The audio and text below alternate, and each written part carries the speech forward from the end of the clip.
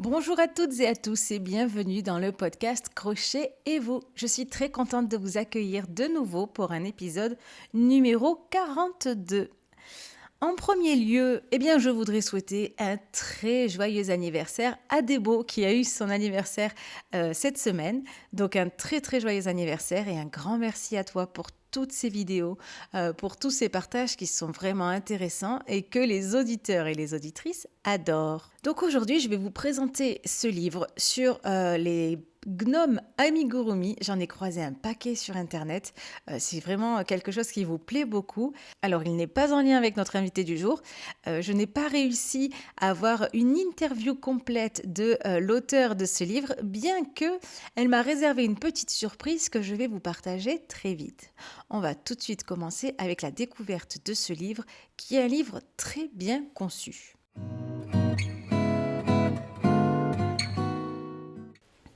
Alors, pour commencer, quelques infos sur le livre. Il est sorti en mai 2024 aux éditions de Saxe. Il a 116 pages et 24 projets à réaliser.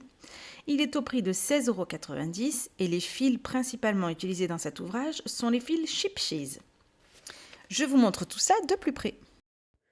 Alors, je commence à avoir un petit peu d'expérience en matière de présentation de livres puisque ce n'est pas mon premier. En tout cas, sachez qu'il est un de mes préférés par la façon dont il est conçu. Je vais vous montrer ça tout de suite. Alors déjà, un grand merci à Marine de me l'avoir envoyé.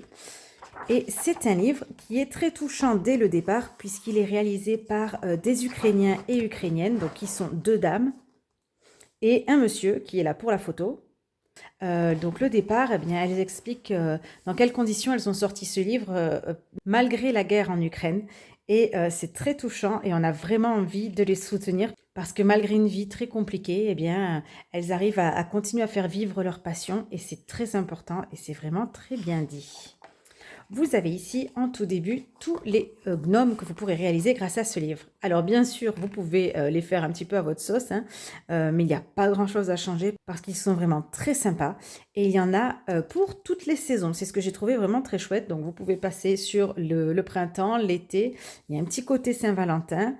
Vous avez le côté Halloween et automne. Vous avez également un côté Noël. Vous avez Pâques.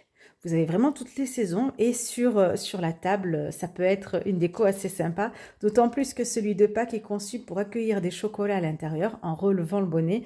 Ça fait quand même une petite boîte, donc c'est très sympa.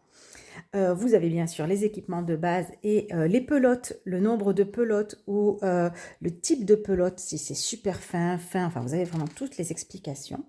Et quelque chose que j'ai trouvé vraiment très très bien conçu, c'est ça, c'est la présentation des points pour vous apprendre le crochet. Donc si vous ne savez pas crocheter, bon, on est quand même sur des amigurumi, un travail en spirale et des augmentations, des diminutions. Donc je ne vous conseille pas de l'acheter en tout premier livre, mais il peut être dans un de vos premiers livres puisque tout est expliqué. Vous avez des QR codes avec des vidéos. Et vous avez vraiment tous les schémas, c'est très clair, c'est vraiment très très bien conçu.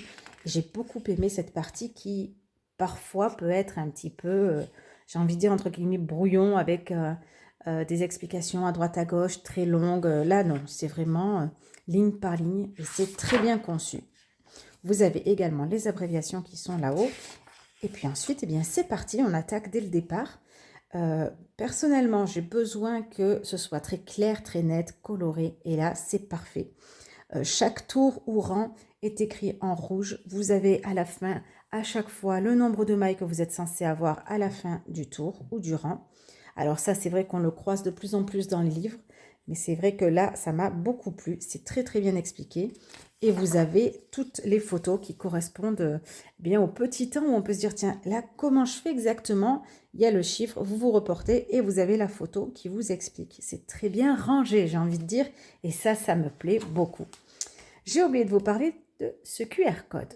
Ce QR code, c'est un endroit, c'est une bibliothèque interactive dans laquelle on peut retrouver toutes les créations comme celle-ci. Donc, il s'appelle Grande Fraise. Toutes les personnes qui ont conçu Grande Fraise peuvent scanner le QR code et l'ajouter à la collection, à la bibliothèque. Et ça aussi, c'est très chouette. C'est la première fois que je vois ça. Une bibliothèque interactive avec vos créations. Et je trouve l'idée vraiment très très sympa. Donc voilà pour tous les tutos, vous les avez tous, hein, ils sont très bien expliqués. Il y a de la place, j'ai envie de dire. Il n'y a pas une économie de pages, tout à sa place. C'est pas mis les uns sur les autres, c'est très clair, très bien conçu. En toute honnêteté, si elles sortent un second livre, je me l'offrirai, c'est évident parce que j'ai vraiment beaucoup aimé. Les instructions sont faciles à suivre, elles sont très claires. Je n'ai jamais eu un seul doute. Des fois, on peut se dire, tiens, là, j'ai pas compris, c'est écrit d'une façon surprenante. Non, je n'ai pas eu ce souci. On vous propose aussi des variations, donc vous pouvez faire un porte-clés, vous pouvez faire une boîte à chocolat comme je l'expliquais.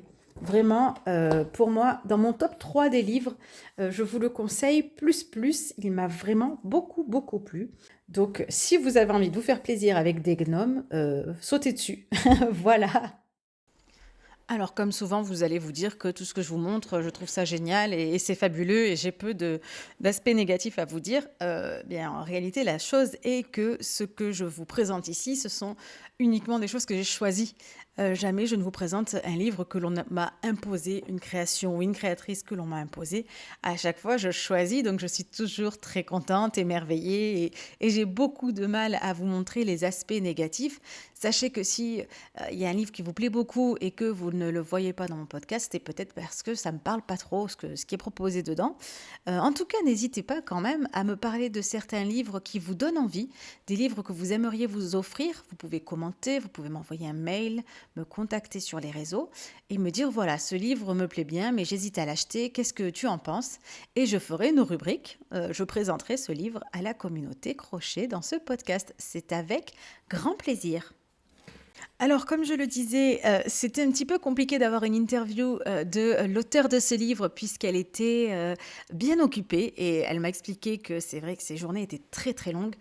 Donc, c'était compliqué pour elle de prendre du temps pour le crochet et pour notamment, enregistrer des vidéos pour le podcast. Mais elle m'a quand même fait la surprise de me faire toute une vidéo, où elle présente le livre, où elle présente, les gnomes qu'elle a pu réaliser. Donc on va tout de suite la recevoir dans ce podcast. Je vais bien entendu doubler tout ce qu'elle nous dit en anglais puisque je ne vais pas vous laisser avec des sous-titres. Donc on accueille tout de suite l'auteur du livre Amigurumi Gnome qui est Olga.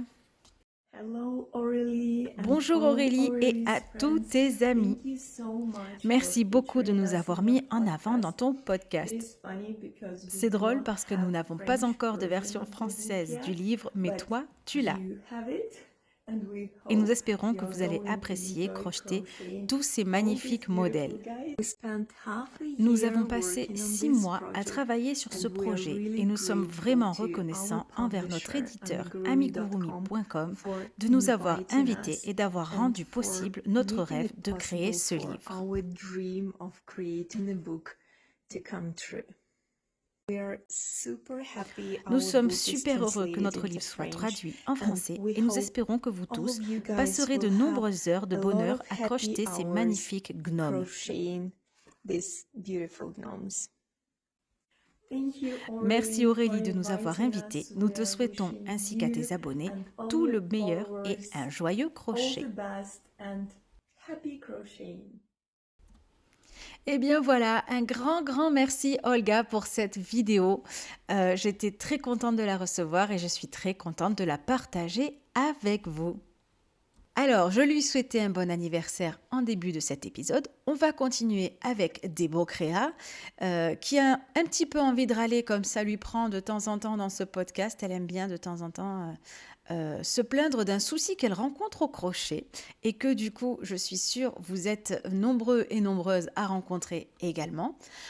Pour appuyer ce qu'elle dit, pour avoir des personnes qui râlent avec elle, elle m'a demandé de poster un sondage dans l'onglet communauté de ce podcast, de cette chaîne de podcast. Le sondage, le voici. Il vous demandait si vous utilisez du fil fantaisie pour vos créations, type poilu, brillant, duveteux, bouclé, bref, n'importe quel type de fil fantaisie. Et vous avez répondu à 27% que vous adoriez ça et que ça donnait du caractère aux créations. et à 49% parfois selon le projet, mais c'est compliqué à crocheter. Les 24 derniers pourcents ne les utilisent pas. Alors, vous êtes 49%, je crois que c'est parfait pour Débo puisque c'est un petit peu ce qu'elle a envie de faire. Elle a envie de râler sur le fait que c'est compliqué à crocheter. En tout cas, je vous remercie beaucoup pour vos votes. Vous avez été une petite cinquantaine à participer, ce qui me fait très plaisir. On accueille tout de suite Débo pour sa rubrique.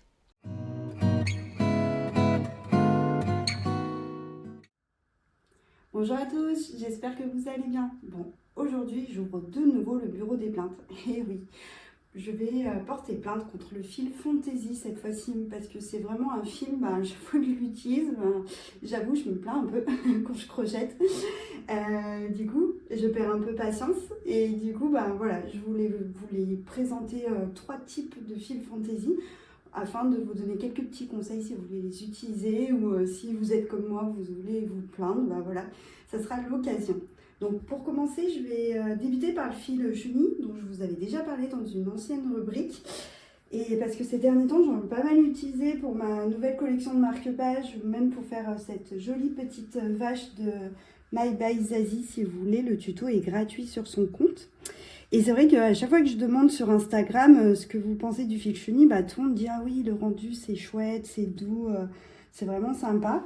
Mais par contre, c'est pénible à crocheter parce que notamment on ne voit pas forcément les mailles pour les compter.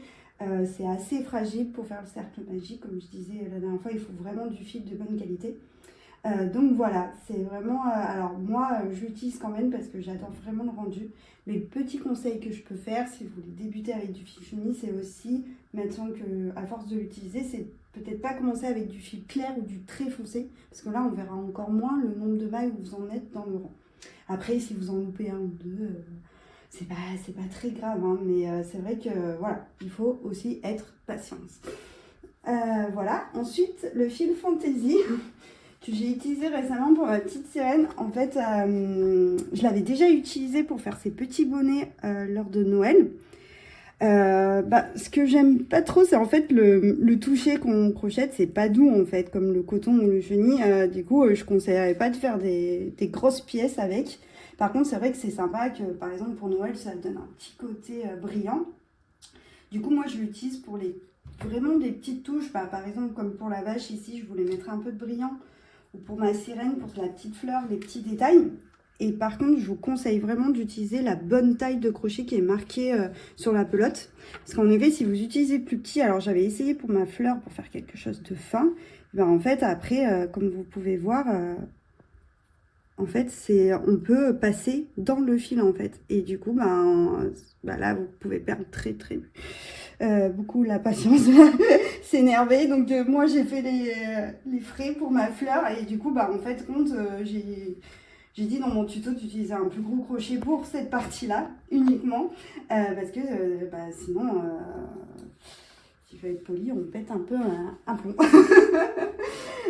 Donc voilà, et pour finir, je voulais vous parler du fil éponge. Je ne sais pas si vous connaissez.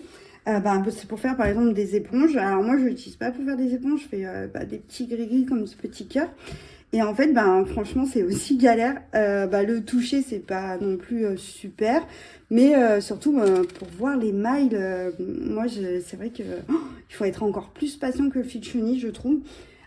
Du coup, ce que je fais, moi, maintenant, c'est que j'utilise en chaînette, par exemple, pour faire des petites écharpes ou des petits détails comme ça, parce que je prends pas trop plaisir à l'utiliser pour le moment. Je vais tenter peut-être pour faire une décoration, pour faire un cactus avec ce beau vert, mais je sais pas du tout si je vais y arriver parce que voilà, il faut de la patience. Voilà, le conseil c'est d'être patient, de prendre son temps. C'est pas comme du coton ou de la laine, vous pouvez voilà, moi je vais moins vite avec ces fils là, mais après j'assume dans le sens vraiment ça peut donner des petits effets waouh, voilà, ça change du coton, mais il faut le savoir du coup. Après des fois ça fait du bien de se plaindre, hein. Donc voilà, j'espère que la rubrique vous a plu et je vous dis à bientôt. Merci beaucoup Débo Créa pour cette rubrique. C'est vrai que c'est très compliqué ces fils. C'est des fils super sympas, super jolis, ça rend bien, mais c'est l'horreur. Je me souviens avoir essayé de mettre un marqueur de maille par bride, mais c'était horrible. En fait, moi, le conseil que je donnerais, c'est de faire justement des brides. Pas des mailles serrées, pas de la demi-bride, mais des brides un peu lâches et de glisser ses doigts et de faire un peu, j'ai envie de dire, à l'aveugle. Vous glissez vos doigts entre les brides pour repérer où piquer. Et d'ailleurs, c'est plus malin de piquer entre les brides que dans les mailles habituelles, ou bien les demi-brides si vous vous sentez à l'aise, de piquer entre les demi-brides. De toute façon, on ne verra pas si vous avez piqué entre ou au-dessus. Donc, autant ne pas se prendre la tête avec les deux brins qu'on ne voit pas et piquer entre les mailles, c'est plutôt pas mal. En tout cas, merci pour toutes ces infos. Alors on va commencer à plonger tout doucement dans l'univers de notre invité du jour qui est Ligne Rétro, donc Virginie. Et on va démarrer comme à chaque fois par une rubrique que vous adorez qui est celle de vos créations. Alors comme j'aime le faire depuis quelques épisodes, je vais piocher dans les créations que vous avez partagées avec la créatrice ou le créateur qui est l'invité de ce podcast. Et du coup, nous allons commencer par Valise de crochet qui nous fait rêver avec cette très jolie photo prise à La Réunion et qui nous présente sa petite baleine qui est un patron donc de Ligne Rétro et qui est Avril le baleineau. Ça fait vraiment très bien tout de suite hein, avec la mer à l'arrière, ça met en valeur la petite création. On continue avec Crousty Moelleux qui a réalisé une mignonnerie de Ligne Rétro. J'ai l'impression que j'ai choisi des photos avec du soleil, des palmiers, tout ce qui fait plaisir. Donc un petit renne avec 7 collerettes, 7 ensembles bleus, ça fait très joli également. On continue avec OO 3860 qui a réalisé cette très jolie poupée Amanita, la poupée champignon, avec ce super chapeau champignon et une déco très automnale, qui est très très mignonne. J'aime beaucoup les petites chaussettes qui sortent des chaussures. Ça lui fait un look encore plus sympa. Et cette petite écharpe, les petits chignons sur le côté. Bref, elle a toute la panoplie de la création vraiment mignonne. On continue avec Séverine Rota qui a fait Timothée, un panda roux, qui est lui aussi très mignon. Il a l'air de se réchauffer au cœur de son poncho à col roulé.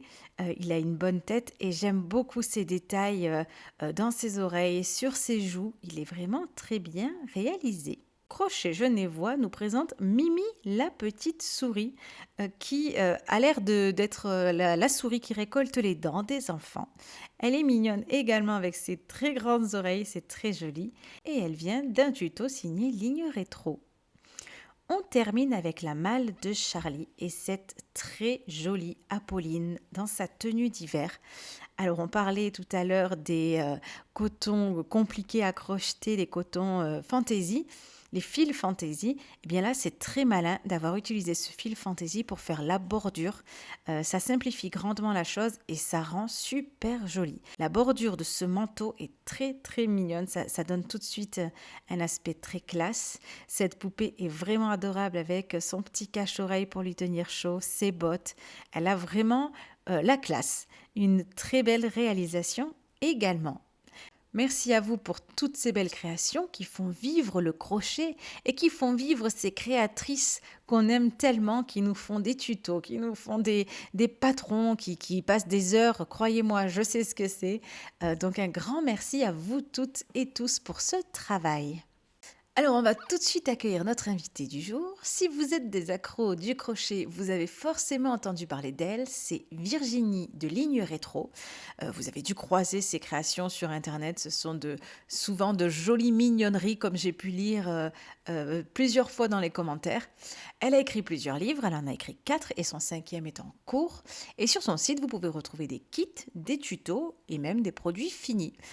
Vous avez une façon assez intéressante de naviguer sur ce site site puisque vous devez renseigner votre niveau de crochet pour être dirigé vers les tutos qui correspondent à ce que vous pouvez faire, ce que j'ai trouvé très intéressant. Et c'est d'ailleurs l'une des premières fois que je croise un site qui fonctionne de cette façon. Ça vous permet de ne pas craquer sur des tutos qui ne vous sont pas accessibles si vous n'avez pas encore le niveau. Mais pas de souci, le niveau finira par arriver. Alors, ce qu'il y a d'intéressant aussi, c'est que sur son site, il y a des tutos offerts. Donc, ça, c'est le petit bonus pour vous remercier d'y avoir fait un tour. Et c'est parti pour notre invité du jour. Bonjour Virginie et bienvenue dans le podcast Crochet et vous. Je suis très contente de t'accueillir aujourd'hui et de pouvoir découvrir tout l'univers caché derrière la marque Ligne Rétro. Pour commencer, est-ce que tu peux te présenter en quelques mots ? Bonjour à tous, bonjour Aurélie. Alors je suis très heureuse de vous retrouver ici dans mon petit village dans l'Ain pour vous parler un petit peu de moi, de qui se cache derrière Ligne Rétro. Alors voilà, je vais me présenter un petit peu. Donc je suis Virginie Caracus, designer crochet depuis maintenant plus de 10 ans. Donc je vis de ma passion avec grand plaisir. Et je suis également maman de 2 enfants, Marius et Mila, qui m'inspirent beaucoup au quotidien. Eh bien, merci pour cette présentation. Peux-tu nous en dire un peu plus sur ton univers et sur Ligne Rétro ? Pour vous en dire un petit peu plus, Ligne Rétro est née en 2014. Alors à mes tout débuts, je vendais des créations fait main. Ça me prenait énormément de temps. Et je cherchais justement à me dégager ce temps puisque je suis maman solo de 2 enfants. Il m'est vite venu en fait l'idée, quand ma communauté a commencé à grandir, de vous proposer des kits avec tout le matériel nécessaire pour réaliser mes petits doudous et également de vendre donc, des tutoriels téléchargeables en instantané sur ma boutique. En effet, c'est ce que je disais au tout début, on peut retrouver donc tes tutos, tes kits, tes créations sur ton site internet. Justement, tes créations sont exceptionnelles, comme cette grenouille avec sa serviette, ses concombres sur les yeux et son plateau de petit déjeuner que j'ai déjà partagé dans ce podcast. On sent que tu prends plaisir à travailler chaque petit détail. Comment fonctionnes-tu pour créer ? Est-ce que les idées te viennent spontanément, même en pleine nuit, ou t'es plutôt du genre très organisé avec des croquis et un carnet d'idées ? Alors, je suis plutôt organisée dans ma vie de tous les jours. Donc, c'est un petit peu des deux. Ça dépend des projets. Il y a des projets qui me viennent comme ça, qui peuvent me venir en pleine nuit, un petit peu n'importe quand, des idées. Et puis, il y en a d'autres, en fait, où j'ai vraiment besoin de dessiner le projet pour le mûrir. Voilà. Après, je suis très pointilleuse sur les détails. Pour moi, les détails font vraiment la différence, en fait. Au quotidien, que ce soit dans le crochet ou dans ma vie personnelle, au sens large, les petits détails sont hyper importants. Donc je vais vraiment pousser la chose à travailler chaque petit détail minutieusement pour faire quelque chose d'harmonieux et surtout quelque chose qui me plaise, voilà, en espérant toujours que ça vous plaise à vous aussi. Eh bien, je pense que c'est là ta force. C'est par ce souci du détail que tu te démarques des autres créatrices. C'est ce que j'ai repéré en premier lieu chez toi, comme cette grenouille dont je parlais. Elle va avoir les concombres sur les yeux, un plateau de petit déjeuner. Il y a plein de petits détails qui font que ça donne vie à ta création au crochet. Justement, comment est née ta passion pour le crochet ? Alors, comment est née ma passion pour le crochet ? Donc, auparavant, j'étais manager d'une boutique dans le centre de Lyon. J'ai fait ça pendant à peu près 6 ans et puis je suis arrivée en fait au bout de mon aventure. Je ne trouvais plus vraiment de plaisir, de challenge. Et puis j'ai décidé de créer un blog. Donc tout au début, j'ai créé un blog qui s'appelait Au bout du fil où je partageais un petit peu mes débuts. Voilà, j'ai commencé en fait en faisant des tutos que je regardais sur YouTube toute seule. C'était pas évident et puis à force de persévérer, voilà, je me suis rendu compte que ça devenait de plus en plus accessible et que ça plaisait à un bon nombre de personnes sur mon blog. Je postais des petites photos et puis là je me suis dit il y a quelque chose à faire. Je prends énormément de plaisir à faire ce que je fais. pousse la chose jusqu'au bout et puis vois ce que ça donne, ce que j'ai fait. Eh bien, tu as bien fait de pousser la chose jusqu'au bout, comme tu dis, puisque tu es maintenant suivi sur Instagram, par exemple, avec plus de 49 000 abonnés. C'est que ton univers plaît beaucoup et qu'il fallait se lancer en effet. Tu as publié un livre intitulé La poupée vanille et ses amis. Peux-tu nous en dire un peu plus sur ce projet et sur ce que les lecteurs peuvent y découvrir? Oui, alors je vais vous parler de mon nouveau livre, La poupée vanille et ses amis. Donc, comment est né ce projet? Donc au tout début, c'est Marabout, c'est la maison d'édition Hachette en fait qui m'a contactée pour me proposer ce projet. Au départ, j'avais créé donc cette petite poupée, la poupée vanille, qui est un petit format, une poupée que j'aime beaucoup puisque je l'ai créée pour représenter ma fille Mila quand elle faisait sa rentrée à la maternelle, elle avait 3 ans. Et je faisais toujours des petits chignons, enfin voilà, je trouvais qu'elle lui ressemblait beaucoup. Et puis j'ai créé tout un univers autour de cette poupée, la rentrée des classes, le thème de Noël et la soirée pyjama. Et puis donc, quand les éditions Marabout m'ont contacté pour me proposer donc, comme thème de ce livre La poupée vanille, j'ai tout de suite accepté. Donc alors, comment j'ai décliné cet ouvrage? Je vous propose plusieurs univers dans ce livre. Donc voilà, au tout début du livre, on va rentrer dans la soirée pyjama. Donc Vanille et ses copines et un garçon également. Donc, et ses amis. Donc il y a Ondine, il y a Claudie et puis il y a Apolline et Marius, donc ils font partie de l'aventure. Donc voilà, on a donc la soirée pyjama. Après, on va avoir les vacances à la mer. Donc ils vont partir un petit peu. Vanille va partir, va choisir à chaque fois quelques amis pour partir et voyager dans ces univers-là. Donc au tout début, en fait, je vous parlais de la soirée pyjama. Elle va s'endormir en fait avec ses amis. Et elle va voyager dans ses rêves et vous embarquer dans plusieurs univers.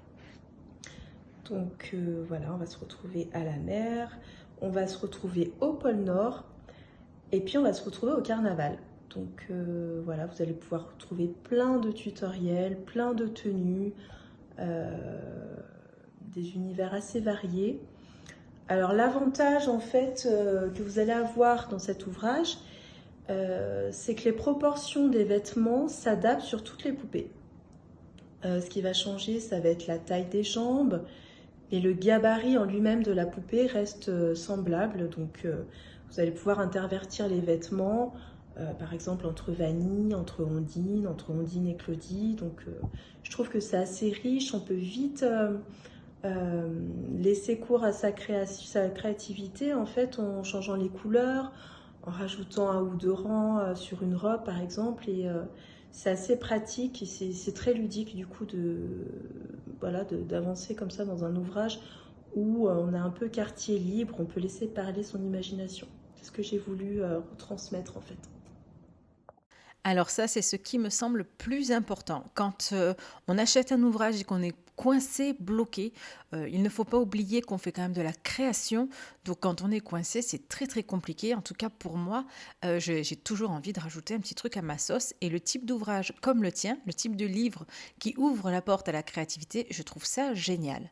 J'aime aussi beaucoup ton idée d'un fil rouge, on va dire, d'une histoire. Donc ils s'endorment, ils voyagent dans différents univers et c'est ce qui va ouvrir la porte à différents tutos. C'est très intéressant également puisque on peut suivre une histoire, on va dire, pour avoir accès à ces univers et à ces tutos. Donc vraiment, une belle idée de livre.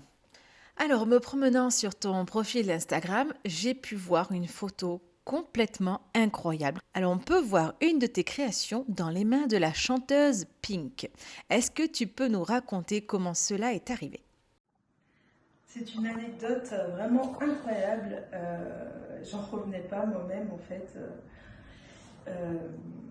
Alors, comment c'est arrivé? J'ai la chance d'avoir des clientes merveilleuses qui réalisent mes modèles.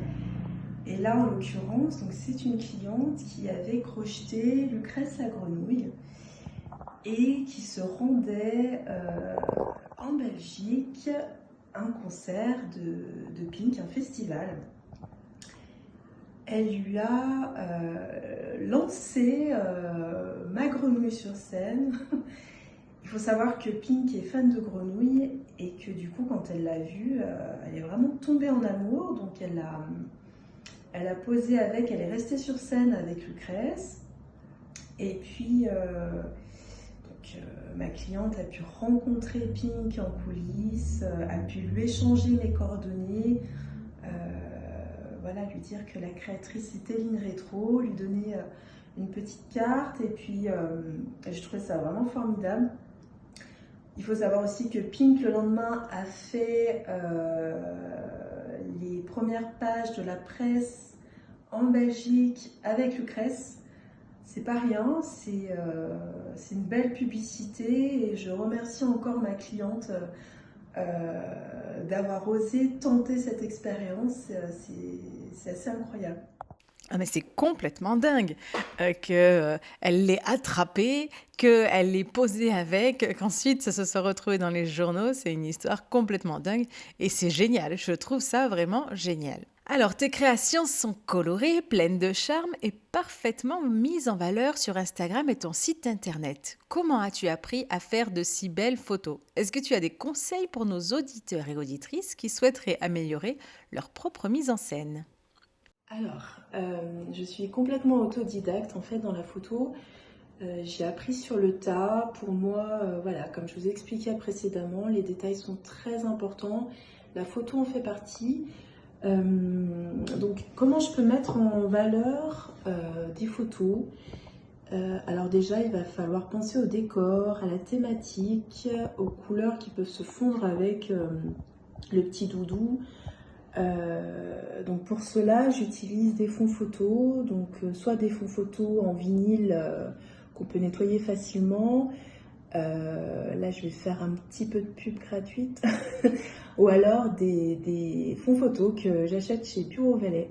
Alors, c'est des fonds photos qui sont très peu onéreux, qu'on peut redécouper, qui existent dans une multitude de couleurs.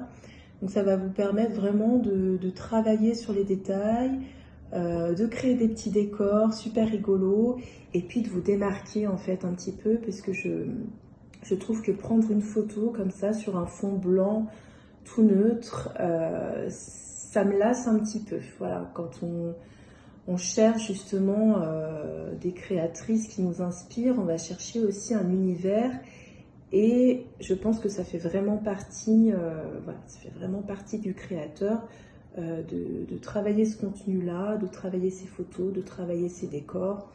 Voilà. Et oui, c'est vrai que c'est très important et que c'est aussi comme ça qu'on reconnaît ta patte, on reconnaît tes photos, on reconnaît ton style et du coup on sait tout de suite à qui on a affaire quand on croise les photos sur Internet. Donc c'est très très important de bien mettre ces photos en valeur, qu'elles aient une belle lumière. Ce sont des conseils importants. N'hésitez pas à vraiment arranger vos photos et à vous inspirer de ce que vous pouvez trouver sur Internet pour mettre vos créations en valeur. Par exemple, une personne qui m'inspire énormément pour faire des photos, c'est La Fabrique de Lou. Je trouve que ces photos sont superbes. Les créations ressortent, les couleurs ressortent. C'est vraiment magnifique. Donc voilà, trouvez-vous une créatrice qui vous fait rêver au niveau des photos et essayez de calquer vos photos sur ce qu'elle fait. Ça peut vraiment faire la différence pour faire connaître vos créations. Continuons avec une question que j'adore poser. Quel créateur ou créatrice crochet t'inspire particulièrement ? En tant que créatrice, on a toutes des mentors, on a toutes des gens qu'on admire également, qui font le même métier que nous, mais qui nous inspirent également au quotidien.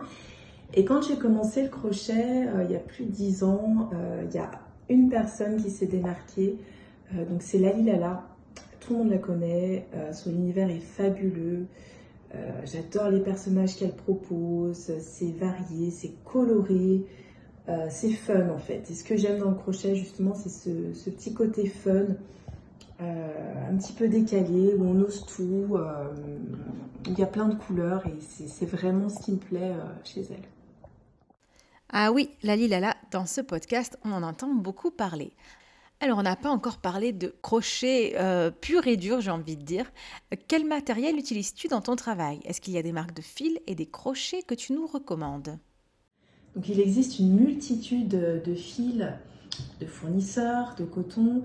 Moi j'ai choisi de travailler avec Cheap Cheese, donc plus précisément la référence Katona. C'est un fil que j'adore, que je vous propose aussi à l'achat sur ma boutique, puisque j'ai toutes les références et toute la gamme. Qu'est-ce que j'aime dans ce fil? Alors pour commencer, c'est la multitude de couleurs, c'est une gamme vraiment variée. Au-delà de ça, ce que j'affectionne particulièrement, c'est le fait qu'il vous propose des grammages, en fait, des petits conditionnements, donc 10 grammes, 25 grammes, 50 grammes, et c'est vraiment pratique. Donc c'est le fil que je vais également vous proposer dans mes kits crochet. Pour ce qui est du crochet, alors je vous conseille vraiment les crochets Tulipe et Timo. C'est une gamme qui est ergonomique, qui est vraiment facile. Les crochets sont légers, c'est la Rolls-Royce du crochet. Je vous conseille vraiment de les essayer. Alors, c'est noté pour le Cheap Cheese et pour le Tulipe. C'est vrai que on revient toujours sur les mêmes marques qui n'ont plus à faire leurs preuves, hein. Ce sont vraiment des marques excellentes et qui sont toujours conseillées par les créateurs et les créatrices que je reçois dans ce podcast. Le crochet a traversé les années et les modes, passant des napperons aux amigurumi. Comment penses-tu que cet art va évoluer, disons dans 50 ans, à ton avis? Où en sera le crochet? Alors le crochet, c'est un art ancestral, c'est multigénérationnel et transgénérationnel. Donc comment je peux le percevoir dans 50 ans? Le crochet n'a pas de limite. Voilà. Ce que j'aime dans cet art, c'est qu'il est possible de réaliser des coussins, de réaliser des doudous, de réaliser des vêtements. Je pense pas qu'on s'arrête comme ça, comme le tricot ou le crochet. Je pense que c'est vraiment un art qui va traverser donc non seulement les générations, mais aussi les siècles. C'est un art qui se transmet également. Moi, je compte bien apprendre à mes enfants à crocheter. Et comment je le vois? C'est un art qui va être de plus en plus accessible, puisqu'on a la chance aujourd'hui d'avoir les réseaux sociaux. On a la chance de pouvoir apprendre comme moi j'ai pu apprendre sans pratiquer de cours particuliers, avec un petit peu de persistance et de motivation, tout est possible. Donc je vois encore beaucoup d'avenir au crochet. Je suis contente de donner envie aussi aux gens d'apprendre cet art qui est un petit peu addictif. Voilà, quand on commence, on ne peut plus s'arrêter.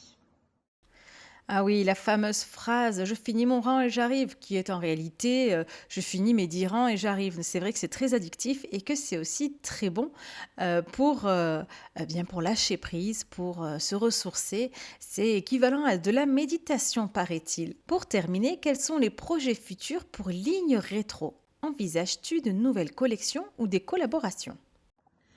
Mes projets, c'est évidemment de continuer à faire ce que j'aime, de continuer à vous proposer des kits, de continuer à vous proposer des doudous de qualité. Je suis tellement heureuse que vous soyez de plus en plus nombreux à me suivre. Donc voilà, c'est une aventure incroyable. J'ai encore beaucoup de rêves à réaliser. L'aventure est loin de se terminer. J'ai beaucoup de projets dans la tête. Je ne peux pas parler de tout pour l'instant. Il y a des petites choses qui restent en surprise. Hein. Je ne peux pas tout dévoiler. Mais en tout cas, voilà, sachez qu'il y a plein de choses qui arrivent, plein de nouveaux projets, plein de nouvelles créations. Et je suis très contente que vous m'accompagniez dans ce projet-là de vie. Eh bien, tant mieux si des projets sont encore à venir. C'est un plaisir de suivre ton travail. Je n'hésiterai pas à partager dans ce podcast tes actualités pour que les auditeurs et les auditrices puissent savoir où tu en es, puissent découvrir de nouvelles créations. Ce sera un grand plaisir. En tout cas, je te remercie sincèrement d'avoir participé à ce podcast et d'avoir répondu à mes questions dans une ambiance très cosy et agréable. Un grand merci à toi pour cette participation. Est-ce que tu as un petit mot de la fin à ajouter? Merci Aurélie, merci à vous. Alors, le petit mot de la fin, si je pouvais vous donner un petit conseil, c'est de jamais abandonner en fait. Le crochet, ça peut paraître un petit peu compliqué au début, la tension du fil, comment tenir son crochet, mais au final, quand on a compris, ça devient un plaisir mais, monstrueux, addictif. Et voilà. Et puis comme ça, vous pourrez réaliser tous les petits doudous de ligne rétro, les petits, les grands, les faciles, les moins faciles. Donc accrochez-vous et surtout montrez-moi vos réalisations sur Instagram. N'hésitez pas à partager, à taguer, à liker. C'est hyper important pour les petits créateurs comme moi. Les créatrices indépendantes, c'est vraiment un soutien au quotidien. Donc merci à tous d'avoir pris le temps de m'écouter. Et puis je vous retrouve très vite sur les réseaux sociaux. À bientôt. Alors ça, on le dira jamais assez. Un pouce en l'air, un commentaire, quelque chose qui prend que quelques secondes, c'est un immense plaisir, un immense bonheur pour nous et c'est ce qui nous fait fonctionner. C'est ce qui fait que les algorithmes ne nous noient pas dans la masse, qu'on se fait un petit peu repérer et c'est vrai que c'est très important. Toutes les infos concernant Ligne Rétro sont en description. C'était une interview très agréable et un épisode qui se termine aussi de cette façon. Pour la semaine prochaine, je vous prépare un épisode un petit peu différent puisque ce sont les vacances et vous le verrez sur mes réseaux, je vais aller prendre le grand air. Donc attendez-vous à un épisode qui change un petit peu. En attendant, je vous souhaite une bonne semaine et je vous dis bon crochet!